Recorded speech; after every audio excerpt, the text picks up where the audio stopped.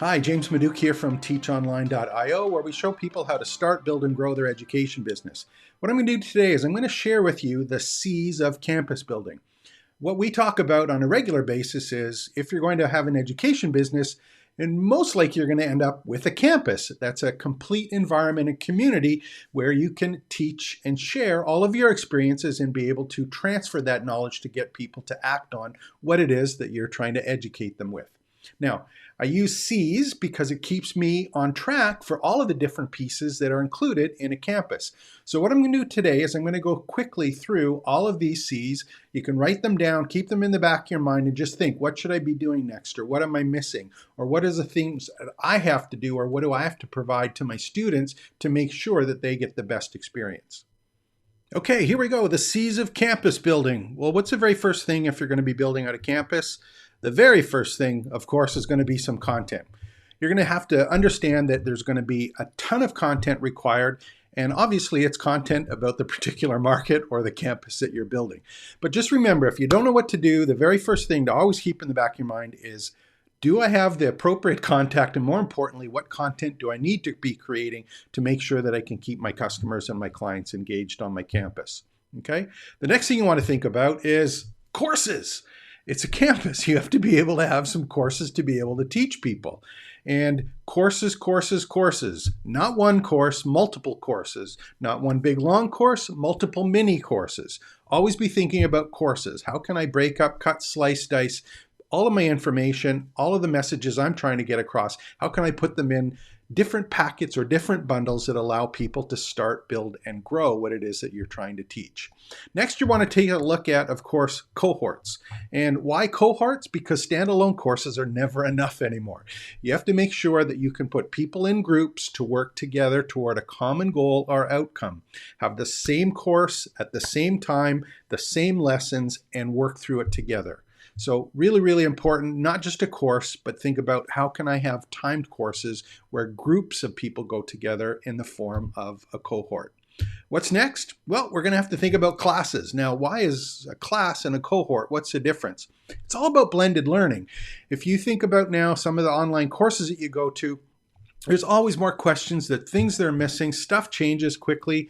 You're going to have blended classes. And what a blended class it is for online learning is that when you have those static video courses, text, audio that may be in the form of the online course, but you're going to blend or include additional live instructor times with those classes or with those courses so that you blended learning. You've got both online static learning and then you've got active learning with those classes. So you got classes. What's next?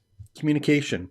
On a campus, you have to make sure that not only the instructor is able to communicate with the learners, but the learners should be able to communicate with each other. So you're going to have some way for people to friend each other, message each other, converse back and forth.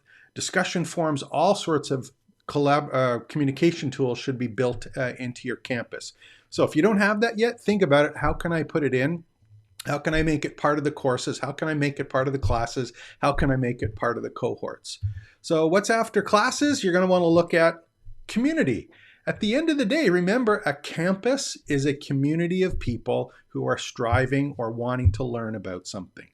So don't just think of it as I'm selling courses and I have a business. Think about it. How can I grow a community and treat and help a community, guide them through whatever it is that you're providing to them in terms of an education or any kind of training? How can I put them together so that I have some raving fans or people who are excited to get involved with what it is that I have to teach? So always think community, community, community. Don't forget about that C. What's next? Competition. If you have a community, you're going to want to gamify that community. And why? Because it keeps people engaged. Now, when I say competition, it doesn't mean you have to have winners and losers. What it does is you have challenges for people so that they are enticed to strive for some kind of completion or involvement in the community. So think about, how can I gamify? How can I challenge or make my challenges built into my campus and my community? Very, very powerful tool to keep people engaged after the fact. What's next? Collaboration. Excuse me. That's all about cohorts, right? We've got to be in a position where we can get people working together. It's not one-on-one anymore. It's everyone working together, collaborating and working towards an outcome together, sharing their experiences, sharing what they've learned and what their situation is with other members of the group and the community and the campus. After that, we got to focus on a calendar. That's right, events. It's one thing to have classes, but you should have a public calendar so that people know what are the other things going on in the other groups or the other cohorts. So if you've got people in one set of classes or one kind of cohort, you've got another cohort or another group of courses, you should have a calendar where there are events that allow people to merge or mix between those two. So this isn't a class calendar only, it's an event calendar for your entire campus. So make sure you have one of those. What's next? Customers. Now, I have a C for customers, and here's why. Remember, at the end of the day, even if you're doing all of this stuff, if the information that you're trying to sell to people in your campus is not answering the questions that they have, they're not going to be your customers. So in as much as you get excited about something as the campus owner, you have to remember that these are customers and students.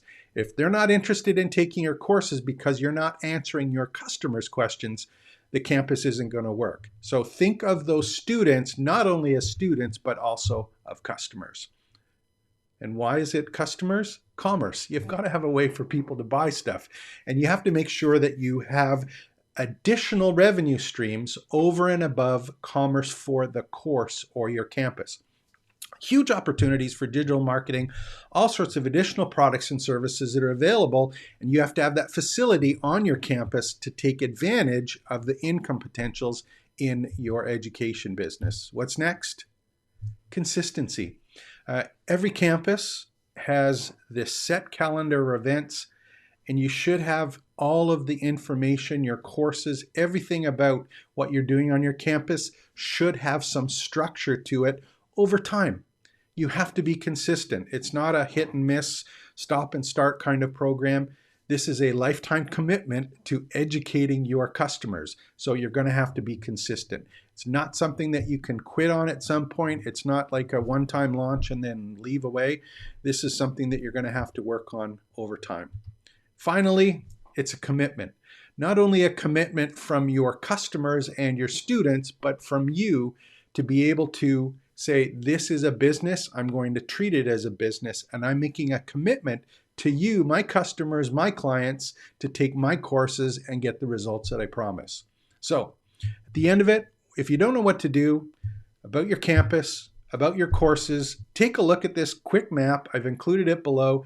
It's all about the C's. Just remember the C's. If you can't think of what you should be doing or what you should focus on, just remember there's a bunch of C's. And I think we have 12 of them now. A lot of the C's are about stuff that you should be providing for your customers and clients. Some of those keys, like commitment and consistency, are the things that you have to commit to. I hope you enjoyed this. This is James Middig speaking from teachonline.io, where we show you how to start, build, and grow your education business.